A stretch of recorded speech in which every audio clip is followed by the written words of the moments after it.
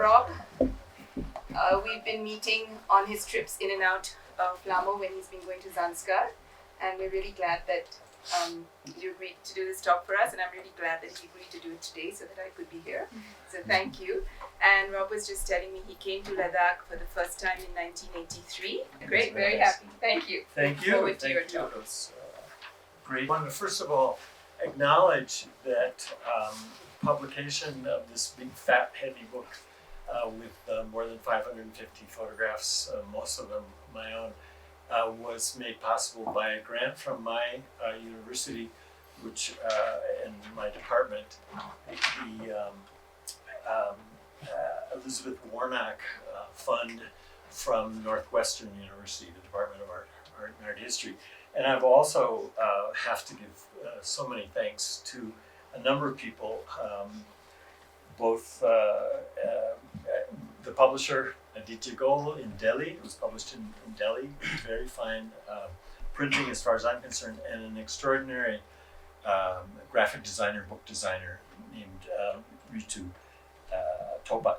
And I owe major debts of thanks to numerous Zangskari and Ladakhi people, especially the extended family of Karshalumpo Sonamanchuk, who passed away the Karshalumpo passed away 2 years ago, but he was a great mentor and friend to me and his whole family. Really enabled whatever I know and whatever sites that I have been able to go to, they were the ones who pointed them out to me and said, oh, we were talking to somebody the other day and they said they used to take their goats up and there were some paintings up in a rock carving. Would you like to see it? Yes. Otherwise, no way possible that I would have found those sites. And also debts of gratitude to many friends and colleagues, some of whom are here today, including Sadiq Wahidin and his family, and Jigmet of the Jigmet Guest House down below us, Monisha and Quentin Devers, and John Harrison, and Geshe Tashi and Lama Tepel, and so many other people.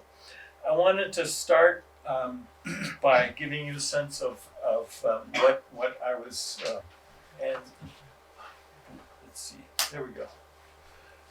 So early matters in all senses of the term, I believe, at least in terms of my approach to Zangskari art and Ladakhi art. And so this is a collection of essays that cohere to an extent and yet are separable. And as you can see from the table of contents here, I hope you can read it clearly enough. That there's basically three sections: theoretical and methodological matters. There's 2 chapters in that. Early matters. There's 3 chapters of that, and there's 3 chapters in the final, more recent early matters. But the real aim of the book is contained in the preface and acknowledgments. And by the way, I have a map here that is from Quentin Devers' book that he kindly allowed me to use. But really, the point of this book was to try to answer a basic question: is there a need for studies of the visual heritage of Ladakh? And I believe that there was a kind of neglect compared to the studies, the many studies of the visual heritage of Ladakh proper, that by comparison, attention to the visual heritage in Zangskar has been missing. But then the next question is, well, perhaps there's a very good reason for that, and maybe there's not that much there in Zangskar to be assessed. And I, of course, believe that I tried to show that there's a great deal there that does need to be taken into account, even in looking at the visual heritage of Ladakh. But ultimately, that's a question that that you and any readers will have to determine whether my opinion is correct or not. I've tried to bring up as much as I can. And in completing the book, I had the benefit of Clinton Devers' 2022 intact inventory of more than 272 historical sites in Zangskar alone, which is invaluable. But I would say it takes a different approach than Early Matters does. It neither replaces or is I think Early Matters is not rendered redundant by Devers' work, though there is a useful overlap. And I take an in-depth approach on relatively few sites or themes or media or objects, among which I think all of them have been comprehensively surveyed by Devers. So I do believe it's relatively complementary. So the first two chapters fit into this theoretical and methodological matters. And the first two chapters try to escape from the tight embrace of received wisdom. First, about the Tibetanness of the early art of Zangskar, and the early art and culture of Zangskar. And the received wisdom is, of course, it's Tibetan, and I actually find that that's not necessarily the case. And that's true for the Western Himalaya more broadly. And the second chapter is to expose the strengths and the weaknesses of the so-called father of Tibetan art history, Giuseppe Tucci, who's the author of the seminal book, The Tibetan Painted Scrolls. So the first chapter looks at the terminology that has been used in the past several centuries to refer to Zangskar and Ladakh and Baltistan and Spiti and Lahore and so on, by foreigners as well as by locals. And the deleterious negative effects of the sloppy equation of the area as West Tibet or Little Tibet or the Indian Himalayas, none of which actually, pays attention to Zangskar,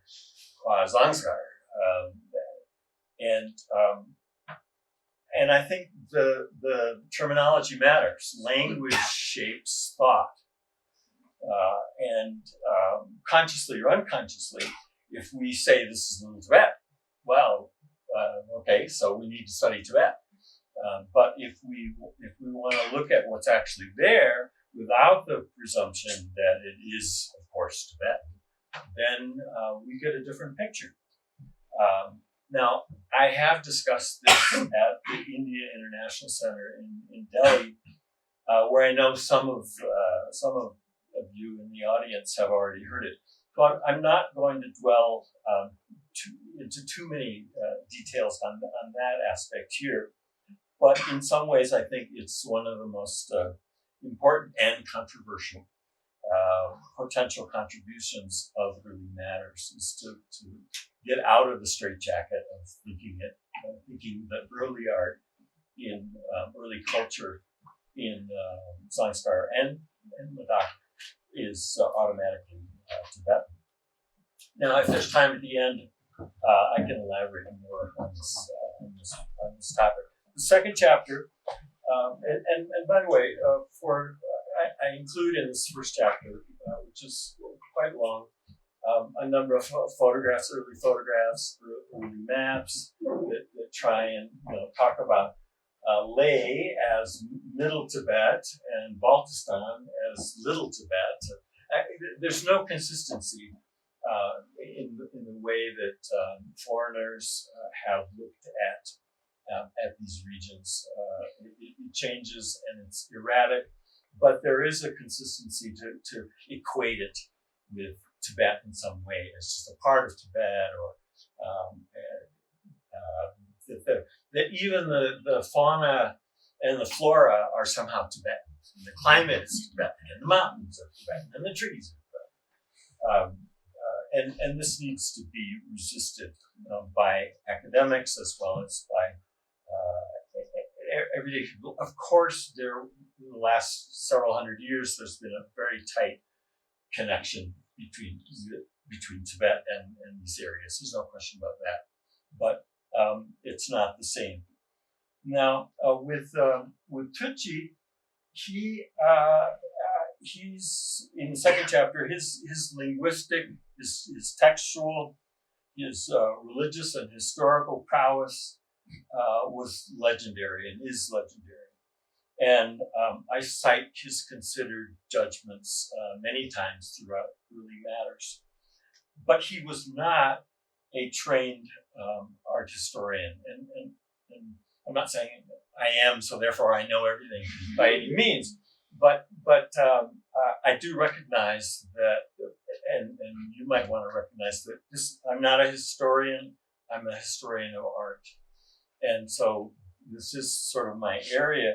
And he often makes puzzling, rather unsustainable judgments about dating, about quality, and about form. For instance, he suggests that neither mandalas nor the images that are in the Gongkan, the protective shrines, can be dated because they're just copied over and over and over again. And this is just absolutely not, it's nonsense. And so I do use, in some cases, this is from Shalu in central Tibet, and this is from the Mulden in Puktal in Zangskar, to show that it's perfectly possible to date this material. So I don't want to throw the baby out with the bath, as it were. There's much in Tucci that is worth salvaging and incorporating, and I have done it often. But his art historical judgments need to be distinguished from some of his other ones. So those are the two of the first chapters that are the first two chapters in the first section on methodological and theoretical issues. Now, after that, I'm trying to move on to the three chapters in early matters. So, as you can tell from the title, that's kind of the heart of the book. And by early, I'm referring to the early Buddhist art of Zangskar. And the most important point that I have come to is to acknowledge that there's a diversity of sources and orientations. And there's not a simple chronological succession. That first there's this type, then there's that type, then there's that type. But that it's a complicated story with a lot of overlaps. And between, let's say, the 4th century and the 11th and 12th century, there are distinguishable forms and styles, and almost none of which have much relevance to Tibet, but actually come from different sources and different literal directions. From the south, from 2 passes away from Zangskar is Lahal and Kulu Manali. And they had Gupta, beautiful stone sculpture in the 8th and 9th century. And Zangskar was not isolated from those areas by any means. They were aware of what was going on. They were drawing on post-Gupta things. But they were also in contact with Kashmir. They were also in contact with Gilgit and Swat and southern Central Asia. And those are reflected first in the early Buddhist sculptural reliefs. So in a way, I gathered many examples of rock art, which is a transition from early pre-Buddhist art, where ibex and yaks and other kinds of caprids were depicted, and then they gradually started to do stupas, and so I gathered as many as I could that reflect different modalities that can be traced, I believe, or at least that's my argument, which you can read and reject or agree to. We can trace them to other places in the north, the south, the east, and ultimately the east, but also the west, meaning Kashmir, and the northern areas of north of Kashmir. And also looking at some distinctive features, such as some of the stupas have falcon or bird outlines that are very common to Bun and to the so-called Zangskar kingdom, of which maybe Ladakh and Zangskar were a part before the 8th century, and also some things like these dots, which appear quite often, which I'm convinced have actually indicate in a two-dimensional form relics. They're actually meant to suggest that these stupas are reliquaries and that they actually have relics in there. But that's a guess that I've made. But mainly, I've gathered these images together. Almost all the photographs are my own, and so I've examined the objects themselves, and not just doing it from photographs, and trying to piece these things together. And I end that chapter with some rock paintings that are clearly related to the early rock sculptures in Zangskar, and these are found up above Karsha. And I just recently saw some newly found pictorial or rock carvings on top of this, thanks to a member of the audience who let Quentin know, who let me know, and I climbed up there and found them. Indeed, they're very interesting. Zangskar has tons of these things, but that's only part of the picture. Although my treatment of these is as a way to date and to trace origins.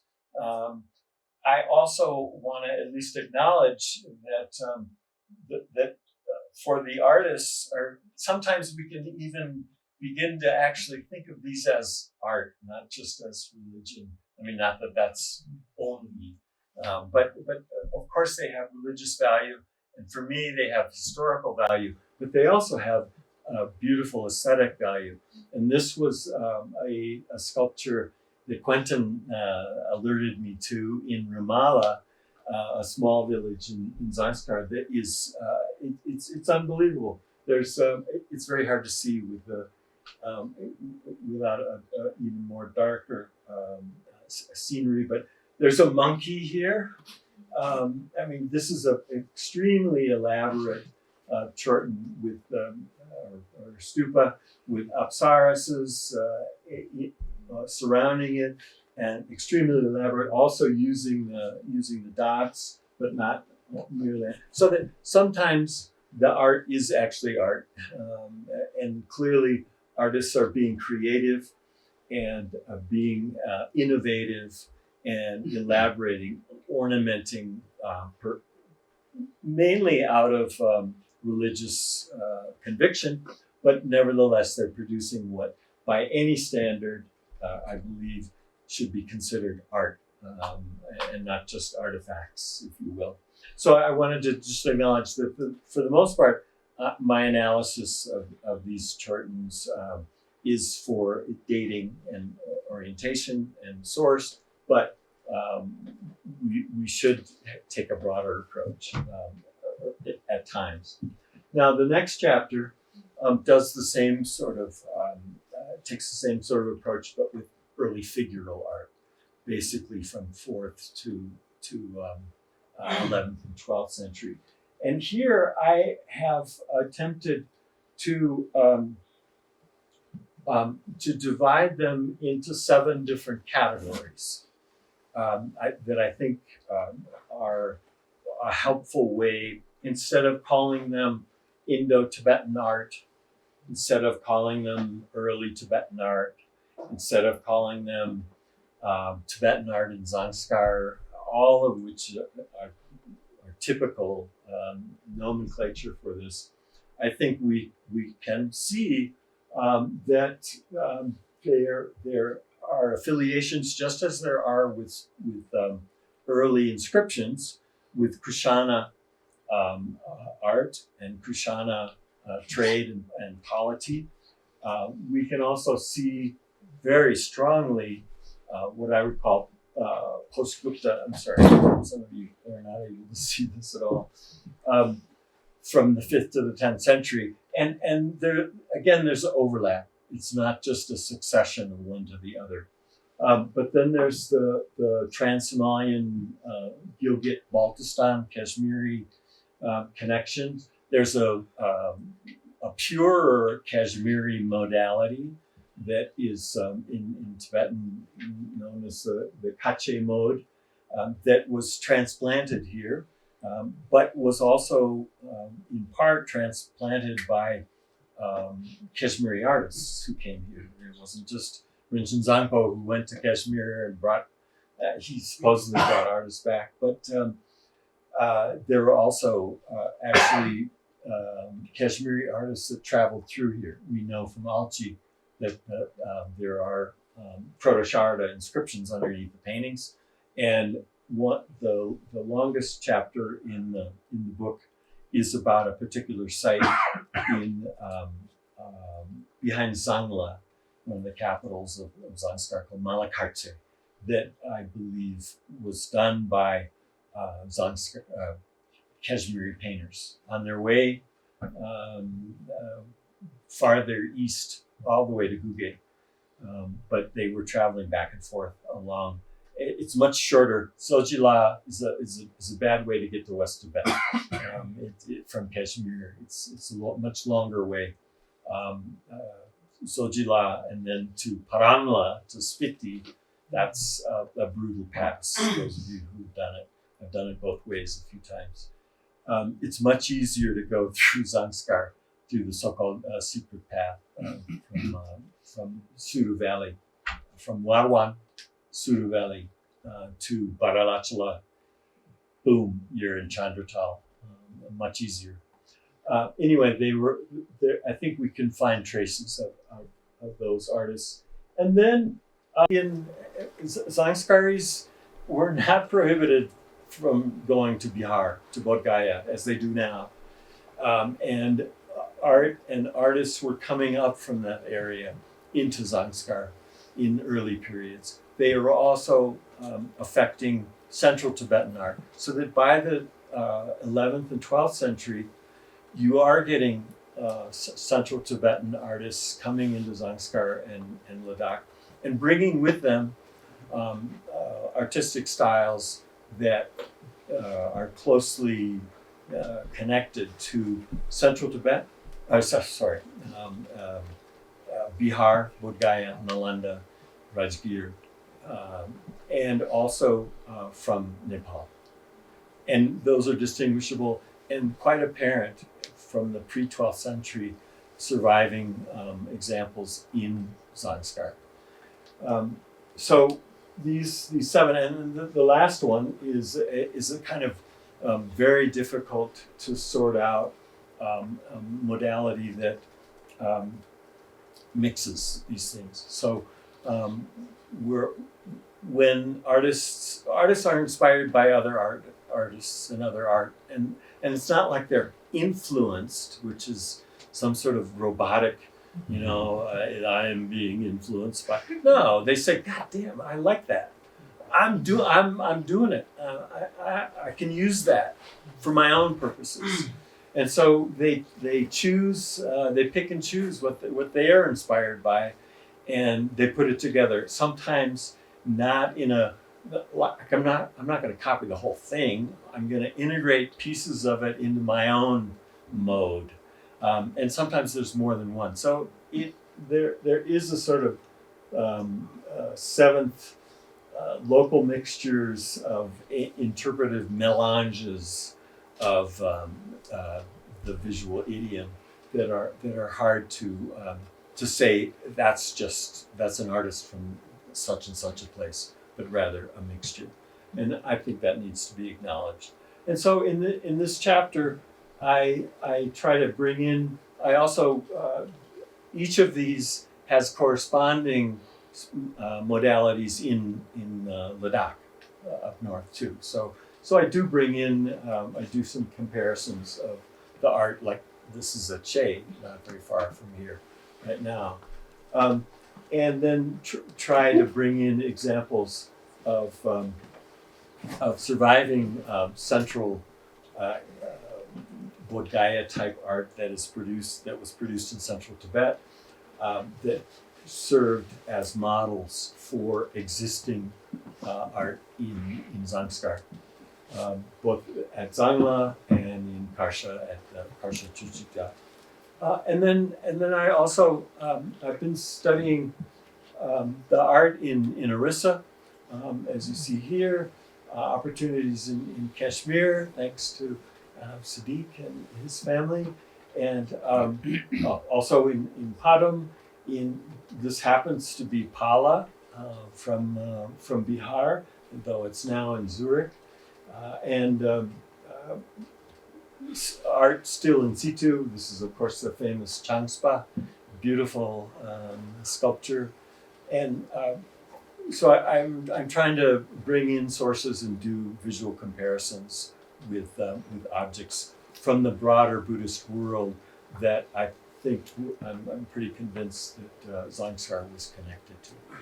Okay, so then the next chapter is one that focuses on not a series of different modalities, but one site in particular, and that's the mural paintings inside of a stupa that you can walk inside and has paintings on all four walls. The ceiling has collapsed. I think it was pretty much of a straightforward lantern ceiling at the top, but this is something a more elaborate version of something that I published in 2005, I think. And although it's become well known now, a number of Quentin and others have paid attention to it, and it has received some basic structural conservation.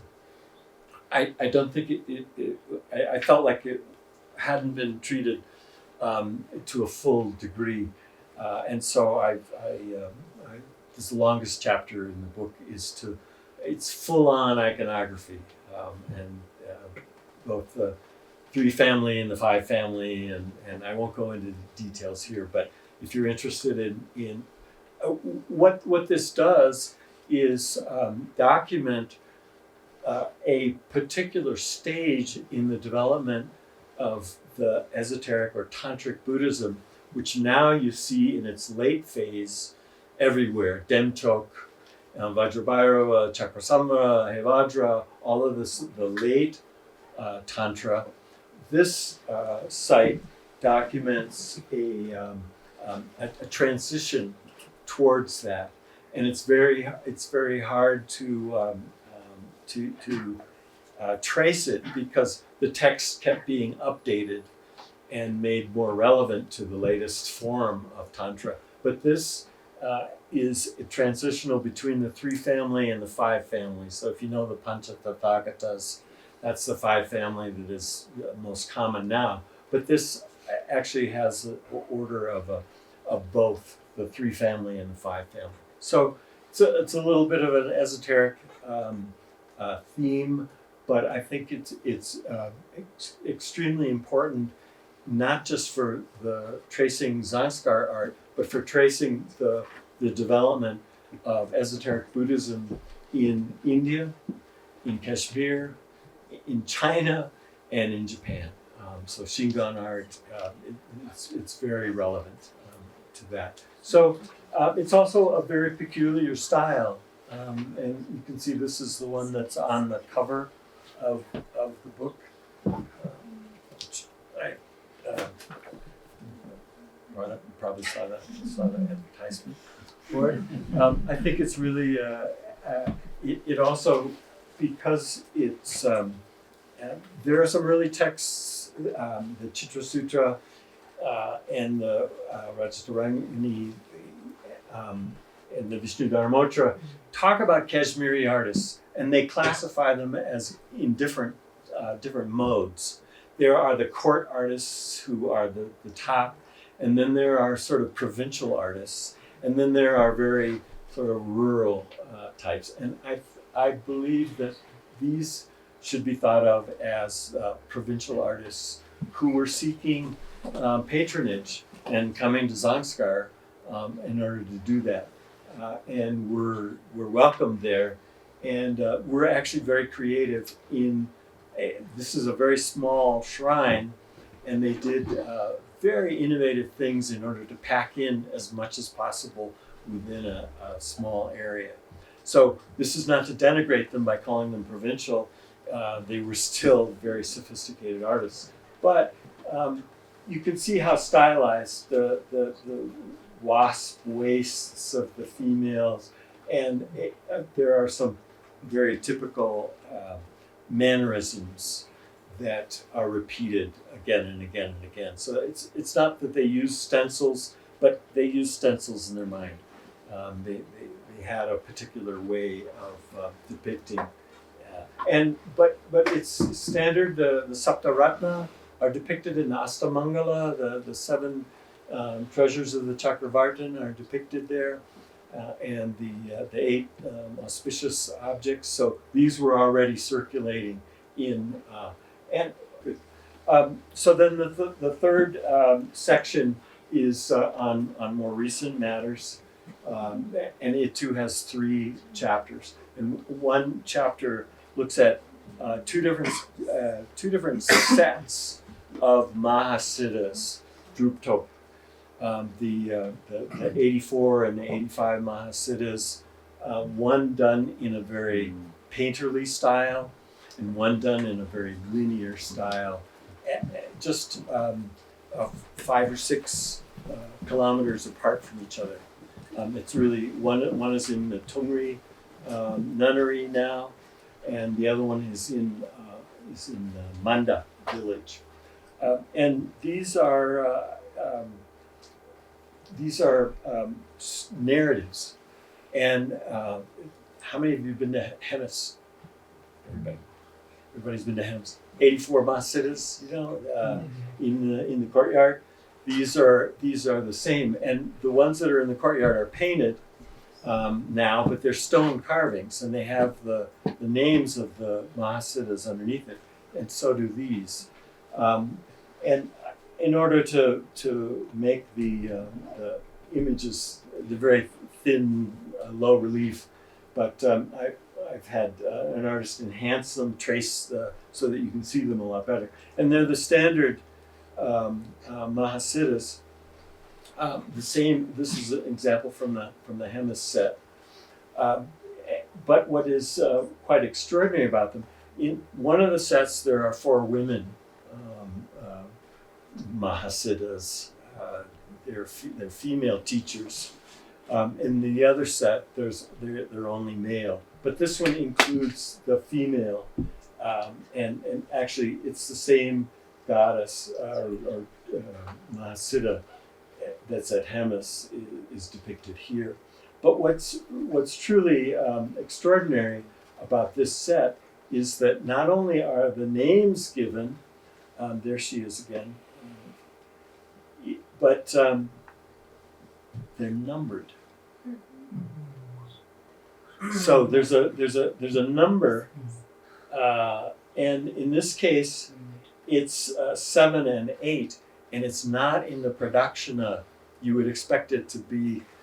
I mean, this is the question. These are all separate stones. I found them down below, behind the village, below the nunnery, and I alerted Carolyn Regal, who's a benefactor for the for the nuns at Tungri, and she, I think, literally carried them all up. Now they're at the nunnery.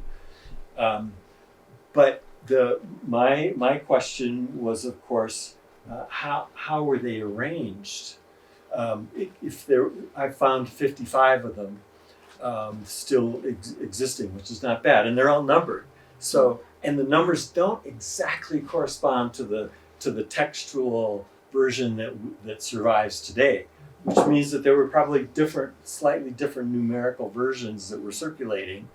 But what's interesting, and this is, I borrowed it from Olaf Saja, there are at times ways of ordering complex sets of deities that are not just in the simple kora, 1, 2, 3, but actually in this case, 4, 5, 6 goes the other way. And in this case, that one was one that this is 7 and that's 8, so it would have gone. So it's a complicated arrangement, but there was some kind of arrangement that I've been trying to figure out what would be most likely by looking at other kinds of objects. So this was very interesting. And then just a few kilometers away, I found another set of 84 Mahasiddhas, so fewer survived, and they're in a totally different style. They're in a much more linear style, not a painterly one. The earlier one, is look how this is Minapa Matsyendranath, who's sitting on a fish here, and so the landscape, the stones, the attendants, the water are all integrated with the figure. And so in that sense, it's in a classic Werflinian sense. Those of you who are art historians know Heinrich Werflin, linear and painterly. They're integrated, but the other ones are just the body outlines against a patterned background. And there's almost no accoutrements or settings or attendants. And there too, in a few cases, we have an inscription. So you see Indrabhuti is described, but no number.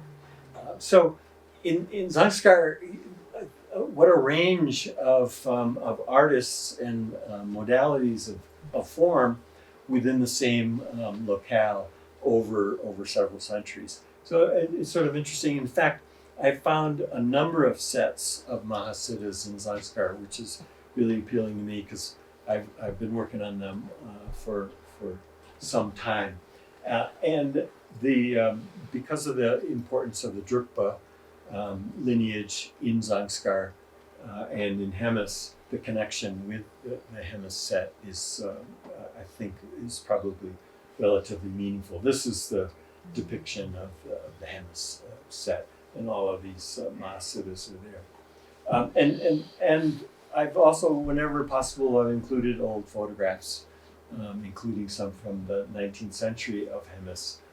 This is probably the earliest photograph of Hemis,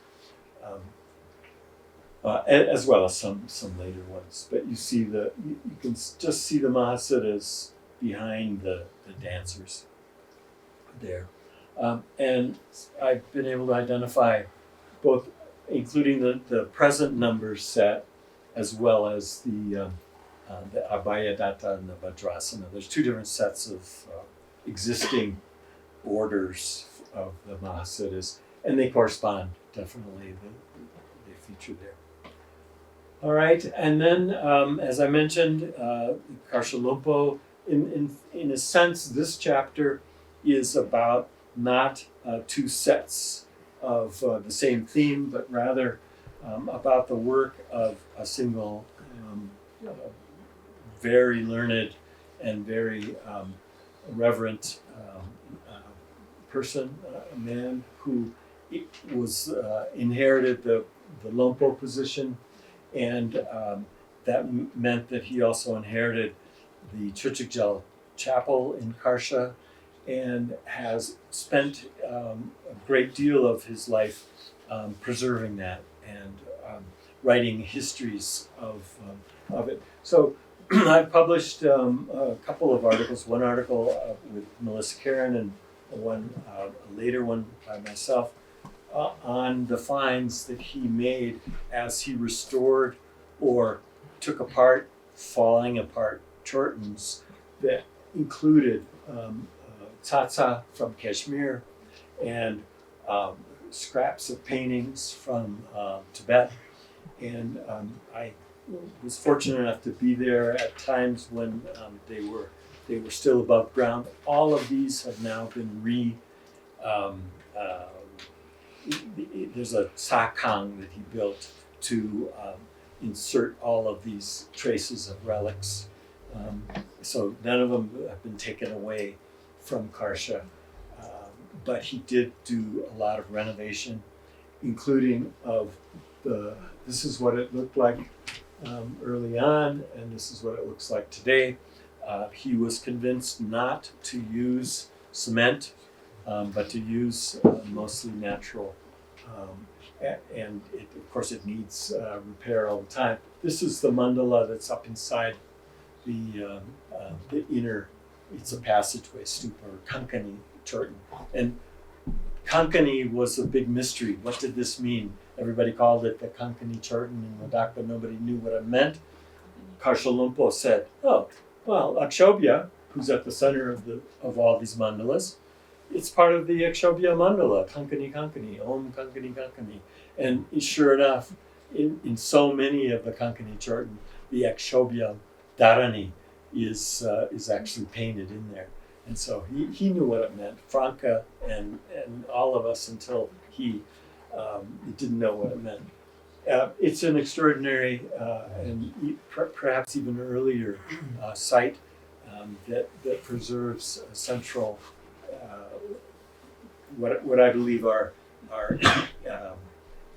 Eastern Indian form idioms in there, and it's a complete mandala. It's hard to see that in the next early matters 2. I hope to have a complete diagram of the mandala that's there. I'm not going to dwell on that. The final chapter in here is not on the works of 30 years or 40 years of the works of a single man or 2 sets or all of the styles of the stupas, but on a single painting. So this is a Saraswati in a tiny painting in Puktal Monastery in Zangskar that has it's really an extraordinary and a significant one in ways that are easily overlooked. Here's the sponsor of the painting, a monk, and Saraswati is of course associated with learning, with music, with the arts, and with speech. And this is a Galupa monastery and a Galupa, and we all know that the Galupas are very interested in debate.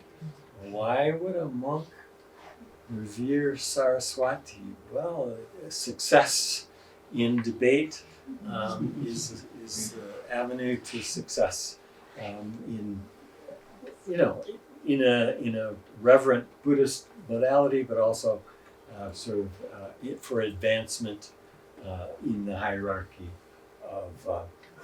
So I've looked at Saraswati in Eastern Indian depictions, sculpture, both Hindu and Buddhist, and she also appears in Jain sculpture, and also this is in Zangskar at the Queen's Chorten in Chuchijal, where she's depicted up inside. So Saraswati has deep roots.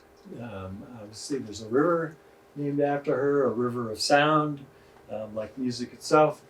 But it made its way into the cave shrine at Puktal.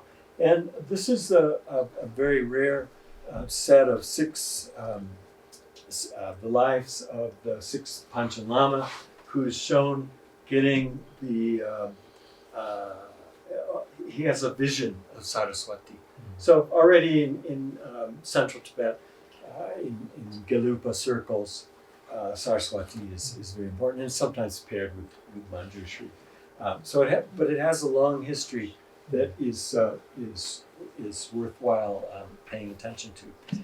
So I return to my original thesis, which is there a need for studies of the visual heritage of Zangskar? And I leave it to you to decide if there was or there is a need. So thank you very much for your attention.